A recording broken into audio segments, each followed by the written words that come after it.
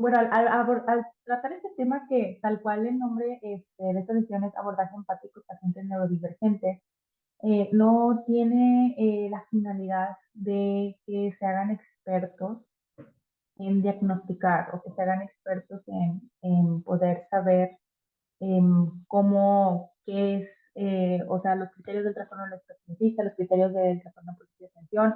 O sea, gran parte de lo que quisiera transmitirles en esta sesión es em, a grandes rasgos lo que pasa y el contexto en el que está estos, esta diversidad, esta neurodiversidad, y cómo como estudiantes de medicina en formación y pues si están aquí probablemente los de psiquiatría y futuros psiquiatras, o futuros terapeutas o lo que sea, futuros cirujanos, futuros pediatras, ginecólogos, tengan esta información, ya que pues la salud mental, como lo sabemos, es parte también de lo que la OMS define como salud, que es el estado completo de bienestar emocional, mental y social, y no solo la ausencia de enfermedad. Y pues vamos a empezar. Cualquier duda me pueden ir interrumpiendo sin problemas. Y también al final de bienestar me pueden comentar. Pues para ir ahí conversando uno a uno si gustan. No, no pasa nada. Ahí reaccionan. Muy bien. Pues bueno, yo soy la doctora Karina Aurora Ramírez Arreola. Soy médica cirujana. Soy graduada de ahí del TEC, soy EMI. Hice en mi especialidad en psiquiatría infantil también en el TEC.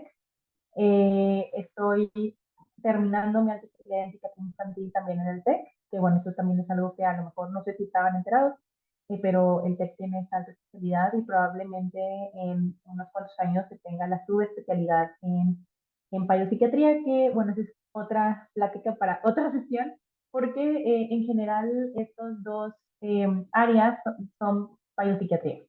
Estas dos áreas tienen la misma finalidad y pues bueno, en mi desarrollo profesional yo estoy certificada en la aplicación de pruebas mexicanas para la detección del trastorno del espectro autista y pues parte también de mi práctica es con pacientes, tanto niños como adolescentes y adultos que tienen trastorno por déficit de atención e hiperactividad, y también, que eso es algo que le comentaba a Vero, yo por mí misma soy una persona neurodivergente.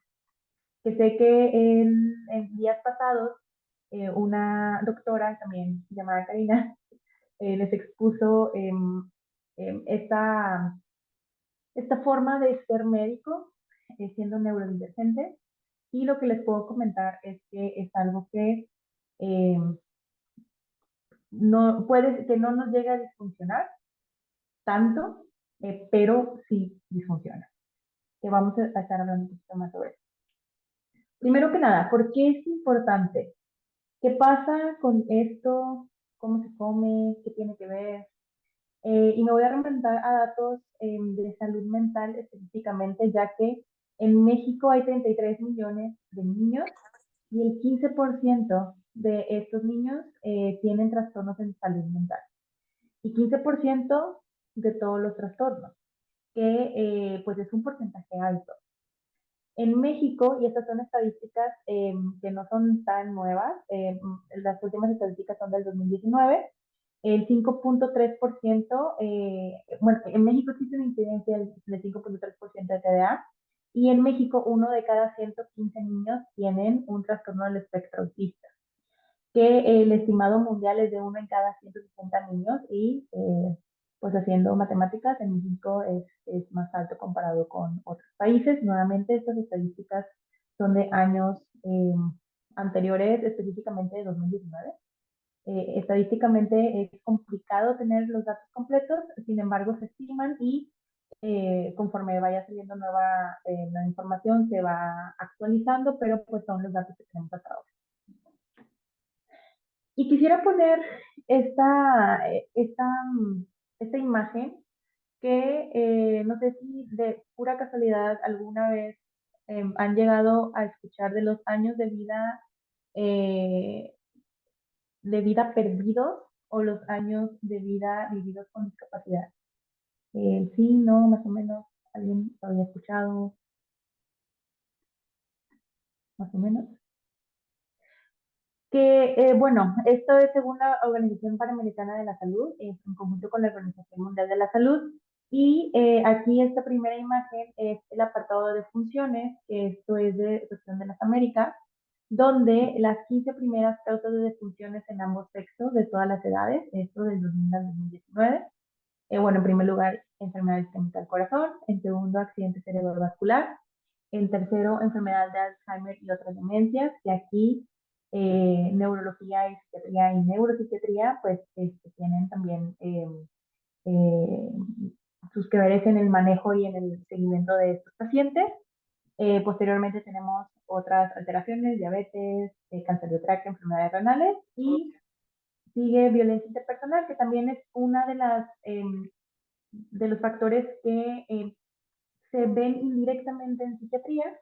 Y pues con esta imagen lo que quería transmitirles es que en defunciones, pues efectivamente solamente hay dos causas de salud mental o que podrían estar relacionadas con salud mental en la lista de las 15 primeras causas de defunciones en ambos sexos, esto en las Américas. Y esto cambia totalmente en los años de vida perdidos, porque en este caso, la segunda causa de años de vidas perdidos es una causa que tiene que ver con salud mental, que de aquí se deriva trauma, de aquí se derivan muchas cosas, las condiciones neonatales, que específicamente también alteraciones del neurodesarrollo o incluso alteraciones genéticas, pues, tienen que ver con alteraciones del comportamiento de la conducta, lesiones autoinfligidas, enfermedades de Alzheimer y otras demencias y trastornos mentales debido al consumo de sustancias. Que si bien no es, no existe esta mortalidad, entre comillas, lo que sí pasa con las enfermedades y los trastornos de salud mental es que si llegan a disfuncionar considerablemente la vida de las personas y por eso es muy importante saber cómo es que pueden afectarse y referir a el especialista correspondiente que pues en este nivel en el que se encuentran, el que ustedes tengan esta información y el que ustedes puedan transmitir esta información a los pacientes que van a ver en el servicio o incluso cuando estén en el 5 o incluso cuando vayan a rotar a algún servicio que no sea en sí de Texsalud, que vayan a algún hospital, no sé, Texas 50, bueno, no sé si siguen yendo, ahí esté, o algún otro hospital como el Metropolitano, puedan pasar esa información al paciente o incluso al residente y poder abrir esta área y poder pasar este mensaje de la salud mental que nos importa a todos y um, la pandemia, dentro de lo que cabe, también abrió mucho la puerta a que se hiciera conciencia con respecto a esto, ya que posterior a ella hubo muchas consecuencias a la salud mental que ahorita están haciendo que estos años de vida perdidos se aumenten en este tipo de trastornos. Muy bien. Bueno, no sé si alguien está familiarizado con un libro que se llama DSM-5. ¿Sí? Ok. No, mi intención no es que sepan esto, esto lo pongo meramente como referencia para que lo vean, si lo quieren leer, son muchos puntos, pero estos son los criterios del DSM-5, que el DSM-5, de hecho ya hay un DSM-5-TR, que es la versión revisada, acaba de salir este año, y es como la Biblia, entre comillas, de los psiquiatras, pero una vez que fue una sesión que, pues, no le pueden decir la Biblia porque, pues, la Biblia no se edita cada cierto tiempo. O sea, la Biblia es igual desde que se inventó. Este, y ahí, este es un compendio que se revisa por expertos sobre los criterios de los trastornos que tienen que ver con salud mental. Y estos son los criterios para el trastorno del espectro autista. Y bueno, aquí también viene la codificación del CIE-10, que ya salió el CIE-11 y ya es una codificación diferente. Y pues en general tiene alteraciones en comunicación social, interacción social y pues puede existir estas deficiencias en conjunto con patrones restrictivos y repetitivos del comportamiento, con intereses o actividades que se pueden reflejar con estos puntos de igual manera. Y esto, uno de los criterios es que tienen que estar presentes estos síntomas en las primeras fases del periodo del desarrollo y que tiene que causar un deterioro clínicamente significativo en lo social, laboral u otras áreas de funcionamiento y no se explican mejor por algún otro trastorno mental.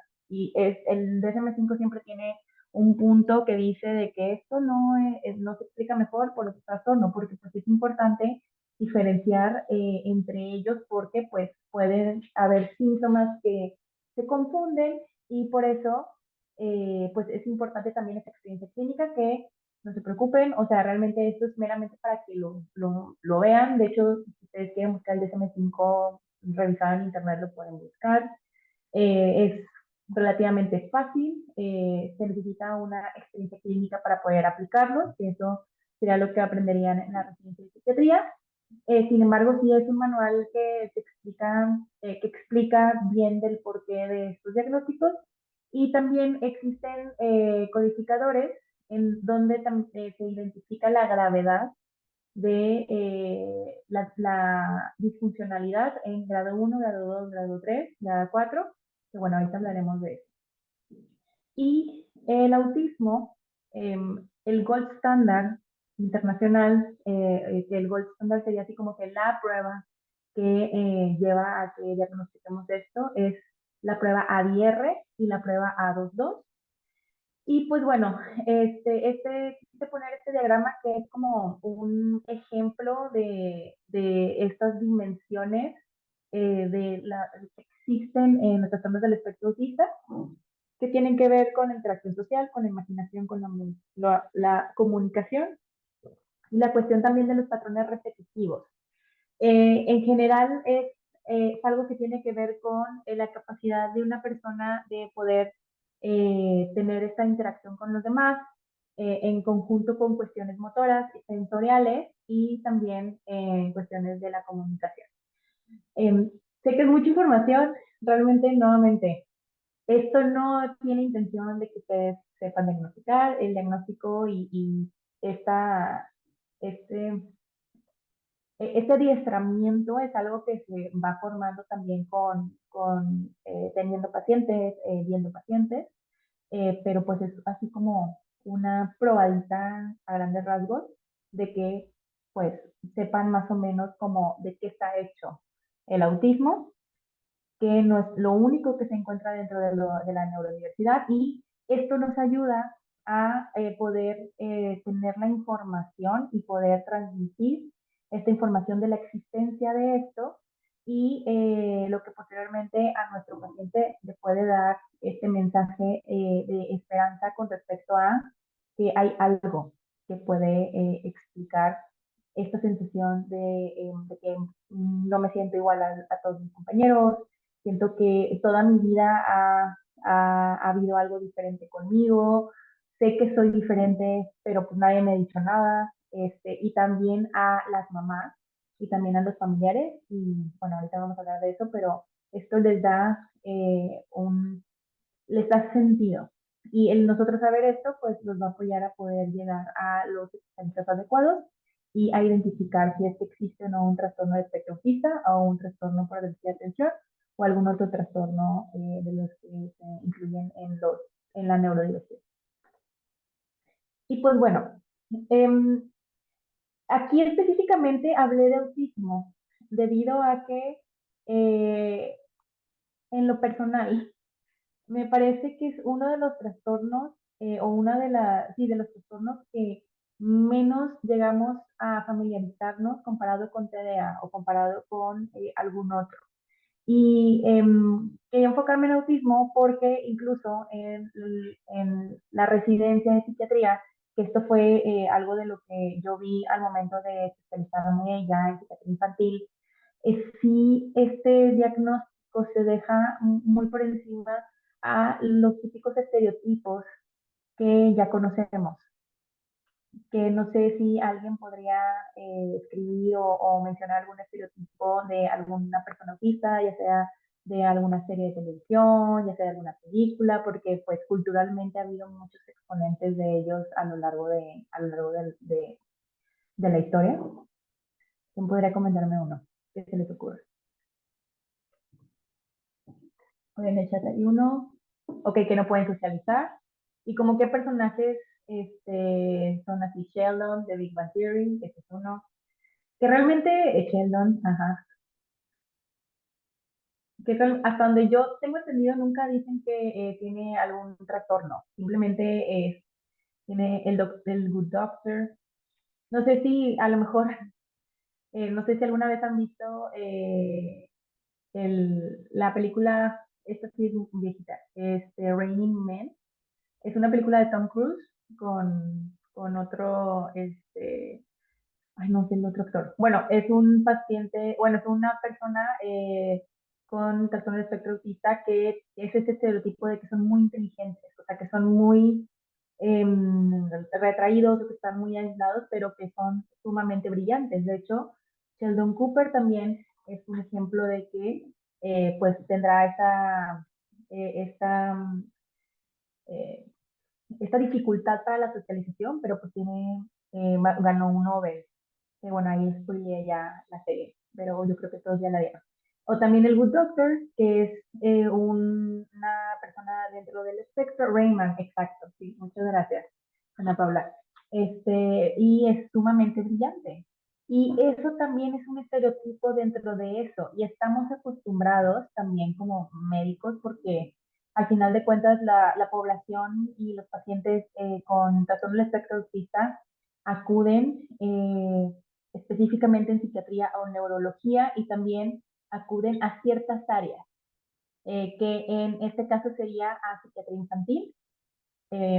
Una maestra una vez me comentó que los psiquiatras, el diagnóstico estrella que los define es el trastorno bipolar de esquizofrenia, y a los psiquiatras los diagnósticos estelares que los definen son el autismo y el TDA.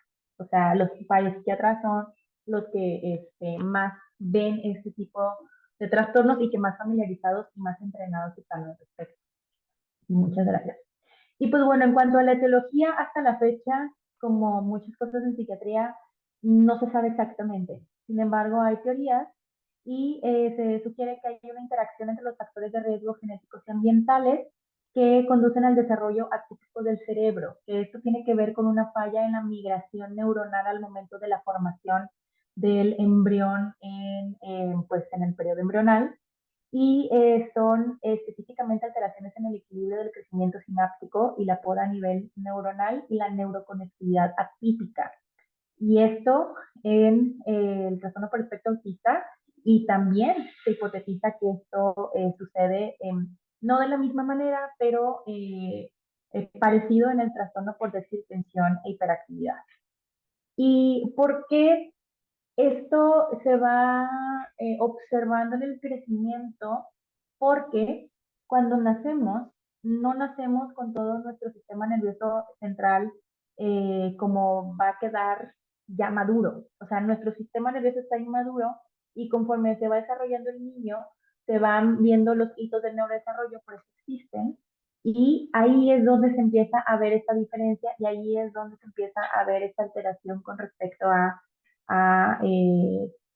los trastornos del espectro autista, o también, bueno, esto ya es más de infantil, o de hiperactividad, pero pues son cosas que vienen también desde el inicio de la gestación. Y pues bueno, existen mitos sobre el cribado de los problemas del desarrollo, que también es algo que me gustaría que se lleven el día de hoy, en donde pues el primer mito es que no existen instrumentos de cribado adecuados en los preescolares. Y actualmente existen pruebas que tienen una sensibilidad y especificidad alta para poder diagnosticar el trastorno del espectro autista en edades tempranas, incluso el trastorno por déficit de atención se puede hacer desde los 4 años de edad, que se necesita una gran cantidad de formación previa para administrar instrumentos de cribado de una manera correcta. La realidad es que un psicólogo o un psiquiatra entrenado con la cuestión clínica y teniendo una certificación puede aplicar estas escalas sin necesidad de irnos al centro estadounidense donde se creó el ADR o el A22, que bueno, el ADR y el A22 son pruebas muy caras, que el cribado toma mucho tiempo, eso también es un mito, y que pues no son válidas las herramientas que incorporan información de los padres. Y esto es totalmente un mito, porque existe mucha evidencia y esto sí es real. Y de hecho los pediatras esto sí lo comentan. Las preocupaciones de los padres detectan entre el 70% y el 80% de los niños con discapacidades. Que una mamá o un papá diga, es que yo sabía que mi hijo era diferente, eso ya habla de que ellos identificaron algo en su desarrollo. Y si es algo que te lo comentan, y si es algo que al preguntarles, los papás dicen, no, sí, me hace, eh, me hace mucho sentido, esto que me estás diciendo, pues es prácticamente lo que yo he estado viendo, nadie me había dicho nada. Y pues sí es importante en este caso tomar en cuenta también la perspectiva de los padres. Y les voy a poner así rápidamente, y si gustan les puedo pasar esta presentación y más información sin problemas. Esta es la escala MCHAT, es una escala de cribado, tiene muy alta sensibilidad y especificidad, como lo dice aquí, y pues esta es de los 16 a los 30 meses de edad, y puede ser diagnosticado desde los 14 a 16 meses, o sea, bebés. Esto puede ser identificado en la consulta del niño sano, que también esto sí sería, bueno, el EDI, una de sus, no sé si han escuchado el EDI, la prueba EDI, la de Secretaría de Salud, a los que les toque estar en salubridad a lo mejor les va a tocar, o es una prueba que es del desarrollo y es lo que se usa en el control del niño sano, que una de las intenciones de esta prueba cuando se hizo es poder diferenciar el desarrollo normal de un trastorno de neurodesarrollo. Y la EDI es una prueba mexicana, la MCHAT es una prueba que no es de aquí, pero se validó en español. Y sin embargo, a pesar de que ya tenemos pruebas muy confiables, la edad en la que se diagnostica el trastorno del espectro autista hasta ahorita, e incluso hasta años más recientes, sigue siendo muy alta, o sea, no se está diagnosticando a tiempo. Y en casos específicamente mujeres que no necesariamente tienen discapacidad intelectual, puede ser que se diagnostique incluso en la adolescencia o en la adultez, como Sheldon Cooper.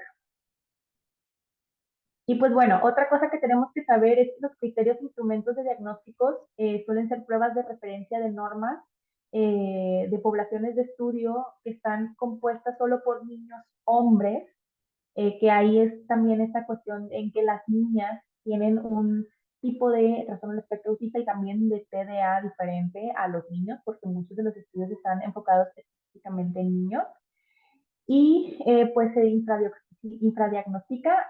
Actualmente hay mucha gente estudiando esto, ya se está teniendo información al respecto.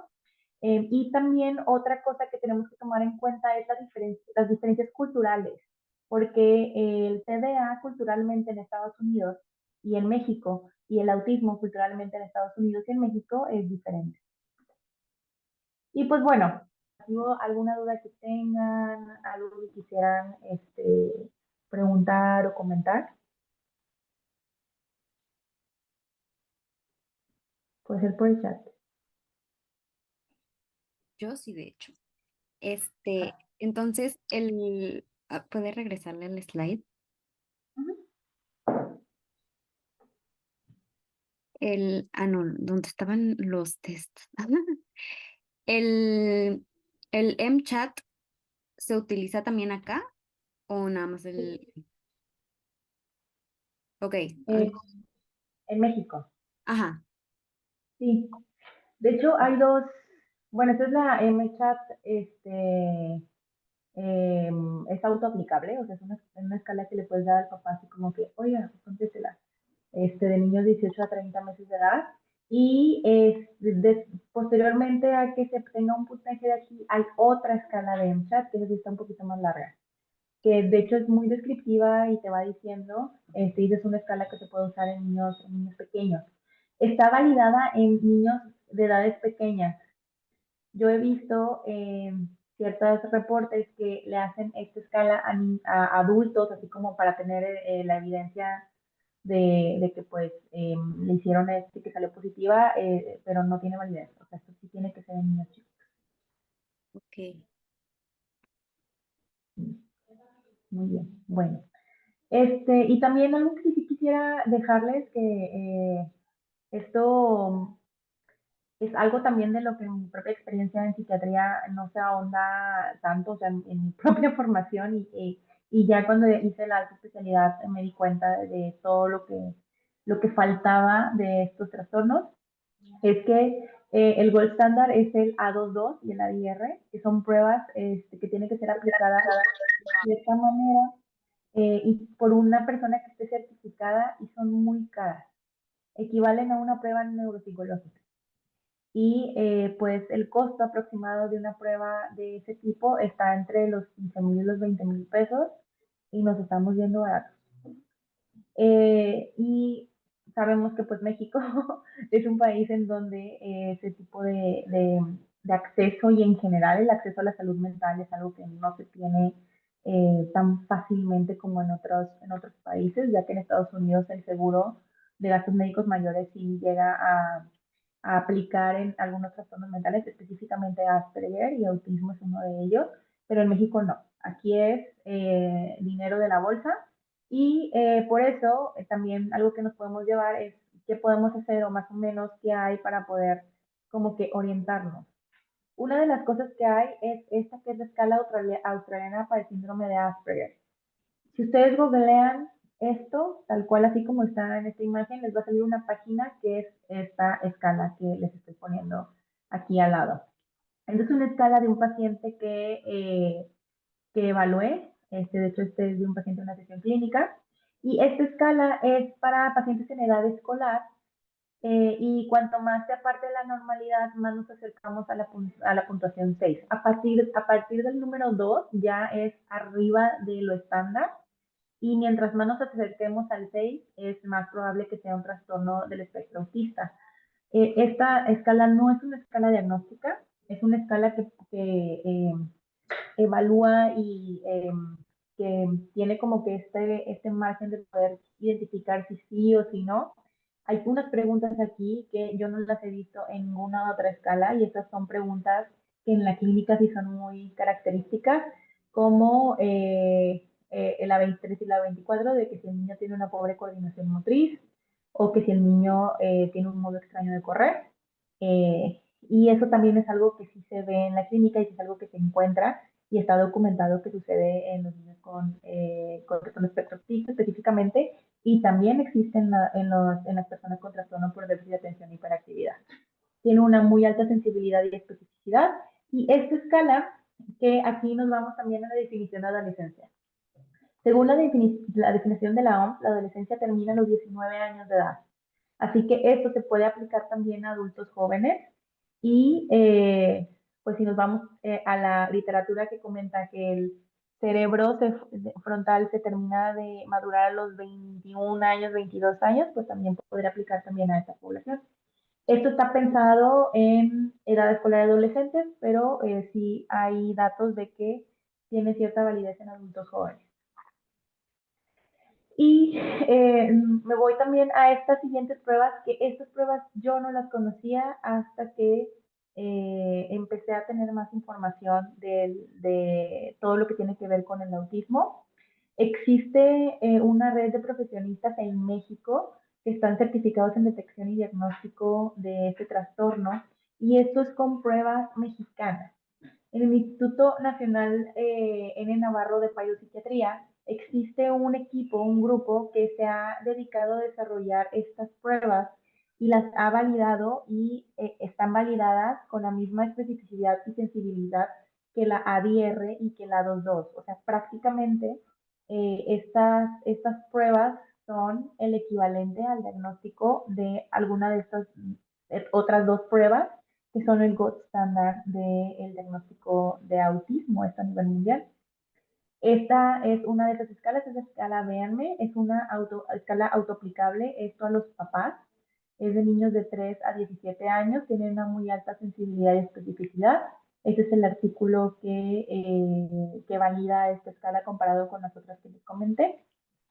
Nada más que les voy a decir así por encimita para que sepan que existe y que no es tan difícil el acceso y que a diferencia de lo que se podría creer de que no, pues para poder saber si eres autista necesitas pagar mucho dinero, necesitas ir con alguien que sea muy especializado o tienes que ir con un especialista, y la realidad es que no. Incluso psiquiatras generales se pueden certificar en esto y pueden realizar el diagnóstico. Y en general también los psiquiatras generales, por clínica, pueden hacer el diagnóstico de un trastorno del espectro autista. Y la otra prueba, ay, acá hay una... Ok. Este, no, sí necesitan validarse. Bueno, si es de España, técnicamente está validada al español. Pero es que sí hay una diferencia entre el español o sea, de España y el español latinoamericano. O sea, sí existe una cuestión metodológica con respecto a la intención de la pregunta. O sea, sí, por eso no es posible hacer eso en la teoría. En la práctica, si no tienes ninguna otra prueba, yo sí te recomiendo que busques pruebas que estén validadas en México o que estén validadas al español, pero no al español castellano. Digo, no al castellano, porque sí en los estudios sí dicen de que validado al castellano o validado al español. Si está validado al español, aplica para Latinoamérica. Y las puedes hacer aquí en México sin problemas. Pero nada más las de inglés es así, no podríamos traducirlas y ya decir, ay, esto tiene la misma validez, porque sí es una cuestión metodológica muy específica, pero pues si no tienes otra, lo puedes hacer y hacer otras dos para que te den más información. No sé si contesté tu pregunta. Ah, perfecto. Sí. Y bueno, esta es otra escala, que es la CRI-TEA, que esta sí es una escala de diagnóstico y se validó como gold standard para el diagnóstico de autismo en latinos y mexicanos. Y se aplica desde 18 meses hasta 18 años. Esto es heteroaplicado, así se necesita una certificación y esta capacidad de poder identificar los datos con una confiabilidad interevaluador muy alta, siendo la media del 0.86%. Esto significa que si una persona con esa certificación la aplica y otra persona con la misma certificación y otra experiencia la aplica, sí van a coincidir, teniendo una sensibilidad del 92% y una especificidad del 95%, que esto es sumamente alto. En general, arriba del 70%, esa prueba nos funciona y pues aquí casi nos acercamos al 100%. Y también algo importante que quisiera que se llevaran es que las personas con trastorno del espectro autista y también las personas con déficit de atención, que nuevamente, si hay alguna otra duda del otro trastorno, porque creo que el déficit de atención sí tiene un poquito más de difusión y quería aprovechar este espacio para hablarles específicamente del espectro autista.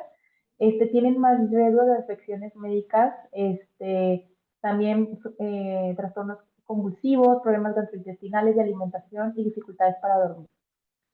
Y también tienen mucha comorbilidad con discapacidad intelectual,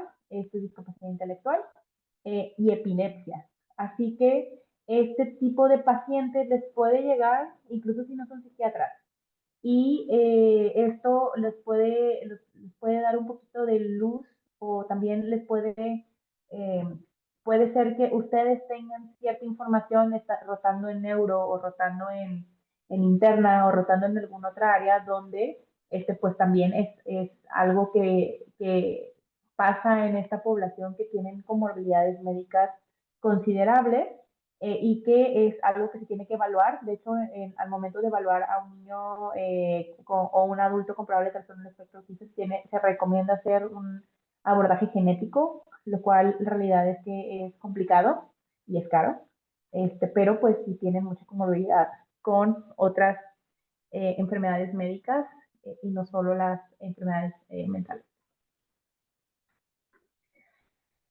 Bueno, nuevamente lo mismo, síntomas gastrointestinales, obesidad y también problemas del sueño.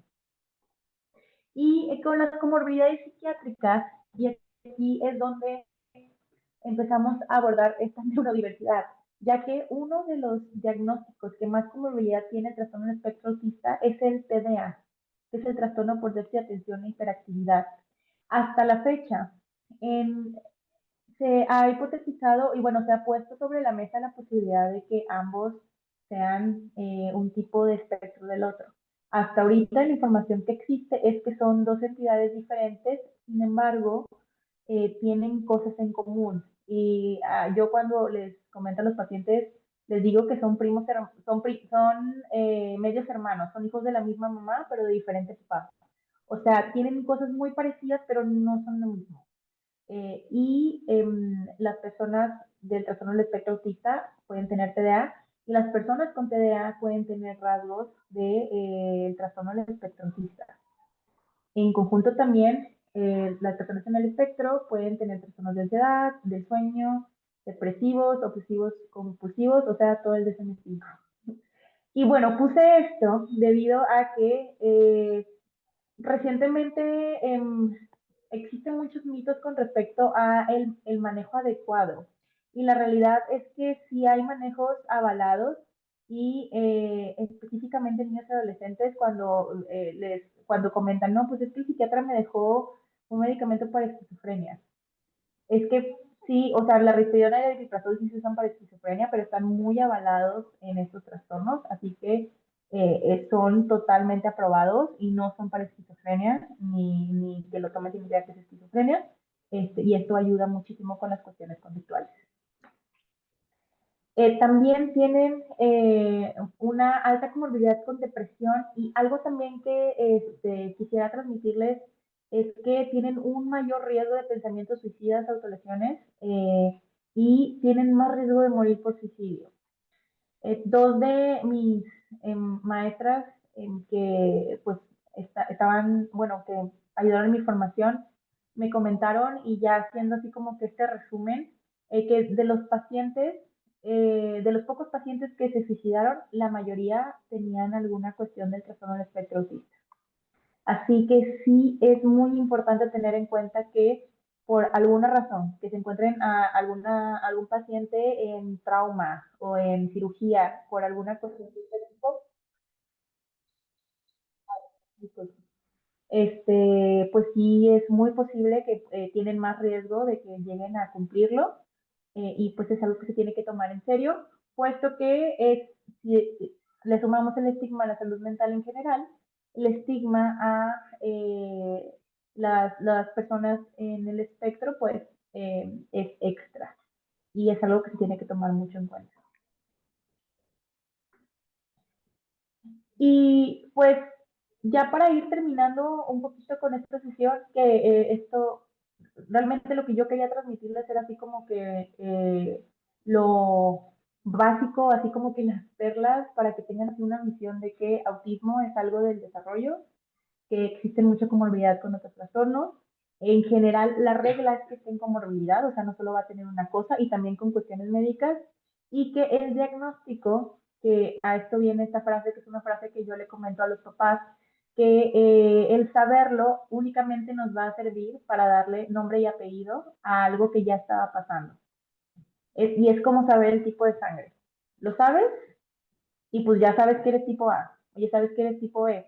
Y también haciendo esta analogía al tipo de sangre, pues siendo O positivo, por ejemplo, pues ya sabes que necesitas tienes que pedirle sangre a ciertas personas, pero si eres un tipo de sangre AB negativo, entonces ya sabes, ok, necesito buscar ese tipo de sangre y eso es para lo que nos apoyaría el diagnóstico, para poder saber a dónde guiarnos o cómo hacerle, pero eso no significa que el diagnóstico define al 100% la capacidad de una persona de hacer su vida normal y tampoco del rendimiento que pueda tener.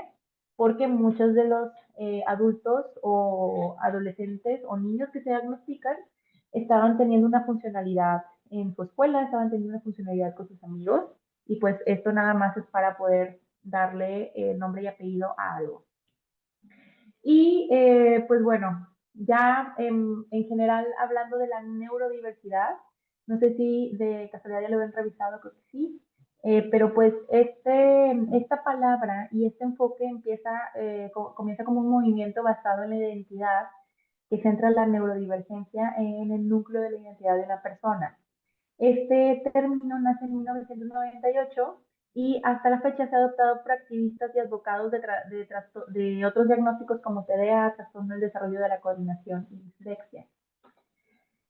¿Y para qué nos sirve la neurodiversidad? ¿Y para qué nos sirve saber esto? ¿Para qué nos sirve saber qué es el autismo o qué cosas hay para poder diagnosticarlo?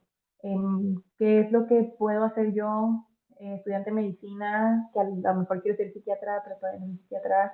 ¿Qué es lo que puedo hacer con todo esto? Esto nos ayuda mucho para iniciar a la deconstrucción, incluso de el poder observar, el poder saber que existe esta diversidad, que las personas dentro del el espectro y también las personas con TDA no son personas, no tendría que considerarse atípicos. Simplemente es una expresión diferente de esta cuestión neurológica, así como hay diferentes tipos de sangre. Por eso me gusta mucho hacer esta analogía de la sangre, porque pues eres sangre tipo A y eres sangre tipo A, eres sangre tipo B, eres sangre tipo B. Y a lo mejor al A no le van a poner sangre B porque pues, se mezcla. Y esas son las únicas consideraciones que se tienen que tener. Pero eso no significa que una persona de sangre tipo A no pueda hacer lo mismo que una persona de sangre tipo B. A lo mejor lo van a hacer diferente, pero pues tienen la misma capacidad y tienen la misma posibilidad de acceder, esto también dependiendo de las otras comorbilidades y también dependiendo de si existe algún diagnóstico comórbido, pero pues todos tienen la capacidad de aprender. Y también otra cosa que me gustaría que nos lleváramos es que hasta la fecha, todo lo que tiene que ver con la neurodiversidad y el trastorno por el espectro autista y TDA sigue investigándose. Eh, Ahorita hay muchas guías que se están realizando, bueno, específicamente en personas del trastorno del espectro autista y la condición de género, que van a seguir escribiéndose y las guías que tenemos actualmente van a cambiar en unos 5 o 10 años.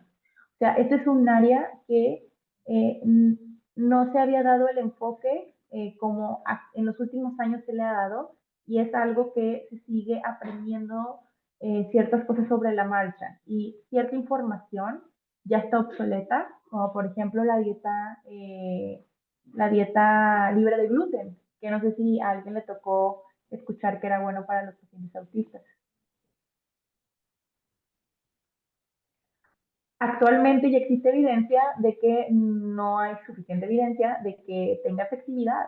Y esto es algo que hace 5 años no había. O sea, sí es importante saber que en esta área y en todo lo relacionado con la neurodiversidad, estamos aprendiendo conforme va pasando el tiempo y conforme vamos obteniendo nueva información.